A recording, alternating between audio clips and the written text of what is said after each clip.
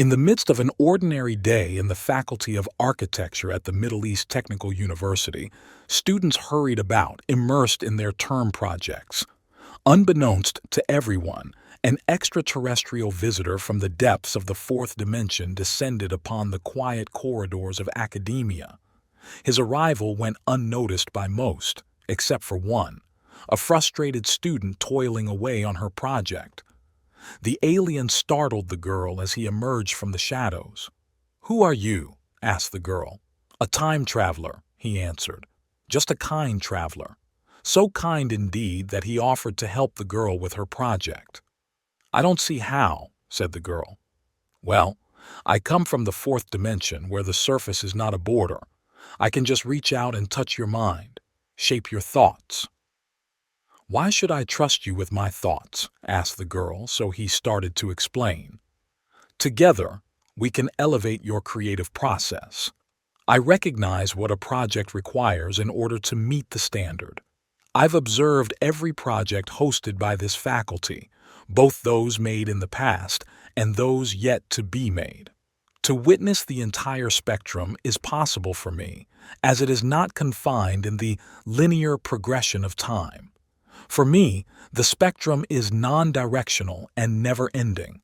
Like the surface of a torus, I glide through time to witness every project and the process behind it." But what makes a project exactly? Let's have a trip back in time to examine that. For every studio, there are different requirements that create their unique identity, such as scale, abstraction, complexity, and context. The end-of-term exhibitions perfectly reflect this. If we can classify the past projects in these factors, we can embody the character of each studio. These factors together determine the relations which construct the project. The relations will bring together the design elements in a manner that suggests a solution. If we consider scale, abstraction, complexity, and context levels as the parameters Fort-He type of relations we need to create, then we can easily materialize the intangible relations. The knot theory would be a perfect way to demonstrate it. In topology, knot theory is the study of functional knots, and torus knots is one of the fields of study.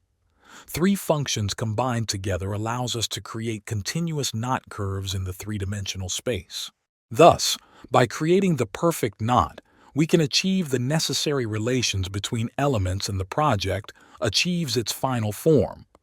Let's see how it unfolds. First, there is chaos. We have a superficial idea of what we wish to make with the design elements. Then, as we move forward in the design process, we start to decide on the correct relations to combine the elements. When the process finds its perfect form, the project emerges. Of course, the perfect form is unique as the characteristics of each studio. In this difference, we're able to see the richness of the architectural education.